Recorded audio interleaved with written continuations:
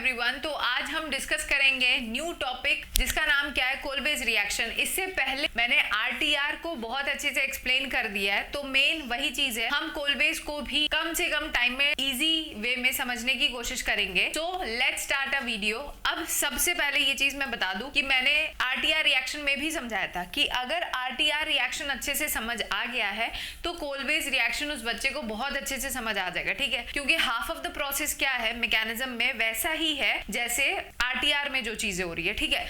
Main हम समझेंगे कि कोलबेज में होता क्या है। कोलबेज में क्या है, when phenol is treated with heated with CO2 in the presence of aqueous NaOH followed by acidification, it always give 2-hydroxybenzoic acid, जिसे हम लोग क्या बोलते हैं, सैलिसिलिक एसिड, जो कि यूज होता है for the manufacturing of aspirin. अब एस्पिरिन क्या है, एस्पिरिन का क्या काम होता है, मतलब उसका नेचर है एंटीपायरेटिक, मतलब बॉडी टेम्परेचर को लोअर डाउन करना फीवर के टाइम। फिर होता है एनाल्जेसिक्स, मतलब पेन को रिलीफ देता है, ठीक है। तो उसके मैन्युफैक्चर में सैलिसिलिक एसिड यूज होता है, ठीक। अब हम मेनली इसका मैकेनिज्म समझेंगे, ठीक। होता क्या है, अब देखो, सबसे पहले हम क्या लेंगे, फिनोल। मैंने बताया था फिनोल को जब हम NaOH के साथ ट्रीट करते हैं, अब NaOH क्या है, बेस मेनली यहाँ पे ये कौन क्या प्रोवाइड कर रहा है, OH-। बेस को हमेशा कौन चाहिए, हाइड्रोजन, मतलब बेस को हमेशा एसिड चाहिए, वो बस एसिड की खोज में रहे। तो ये क्या होगा, OH- H+ को निकालेगा। फिनोल ऑलरेडी उस हाइड्रोजन की इज्जत नहीं करता, बिकॉज उसका नेचर कैसा है, एसिडिक। तो चाहता है कि ये हाइड्रोजन यहाँ से निकल के दफा हो, ठीक है। तो यहाँ पे क्या होगा, ये अपना इलेक्ट्रॉन इसको देके जाएगा और H+ के साथ वाटर के फॉर्म में निकल जाएगा। ऐसा यहाँ पे क्यों हो रहा है, because phenol has acidic nature, और ये चीज पढ़ रखा होगा। क्यों ऐसा होता है, because it forms a stable structure, more resonance stabilise structure, that is phenoxide ion. तो यहाँ पे OH- निकलने के बाद यहाँ पे क्या बनेगा, फिनॉक्साइड आयन, ठीक है। तो ये हो गया फिनॉक्साइड आयन O-। अब O- का नेचर कैसा होता है,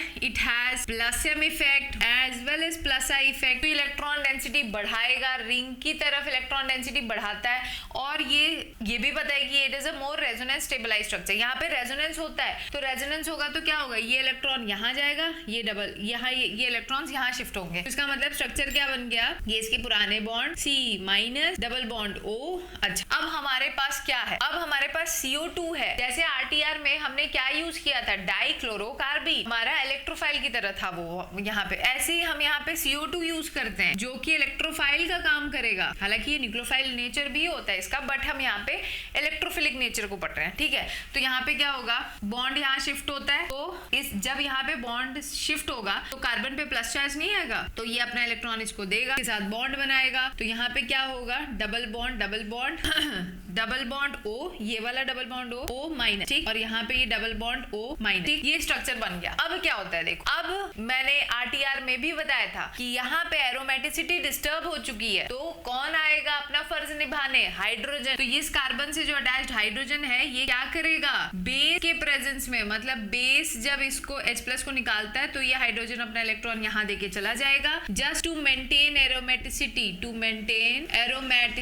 एरोमेटिसिटी। समझ आया। अब क्या होगा, अच्छा, जब ये यहाँ डबल बॉन्ड देगा तो ये इस कार्बन की वैलेंसी एक्सीड होगी, ये फिर से अपना इलेक्ट्रॉन यहाँ शिफ्ट कर देगा। तो यहाँ पे क्या बन जाएगा, double bond C double bond O- और वाटर यहाँ से निकल चुका है, और यहाँ पे क्या हो जाएगा O-। अब हम इसका क्या करेंगे, एसिडिफिकेशन, जो यहाँ पे बताया था मैंने। और एसिडिफिकेशन से क्या होगा, जहां जहां तुम्हें माइनस दिख रहा है वहां पे H+ लग जाएगा। तो यहाँ पे क्या हो गया, OH C double bond OOH, और इसी को हम लोग बोलते हैं सैलिसिलिक एसिड। स्पेलिंग क्या है, salicylic acid, which is used in the manufacturing of aspirin, which has analgesic as well as antipyretic properties। समझ आ गया। एक क्वेश्चन तुम्हारे दिमाग में ये आना चाहिए कि यहाँ से जब ये हाइड्रोजन निकलता है तो ये ऑक्सीजन अपना इलेक्ट्रॉन इसको दे के इसको अपने साथ क्यों नहीं अटैच कराता है, ये क्वेश्चन तुम्हारे दिमाग में आना चाहिए, ठीक है। तो रीजन का ये है क्योंकि यहाँ पे जो ऑक्सीजन पे इलेक्ट्रॉन है ना, वो रेजोनेंस में इन्वॉल्व होता है, ठीक है। तो बिकॉज यहाँ पे इस ऑक्सीजन का इलेक्ट्रॉन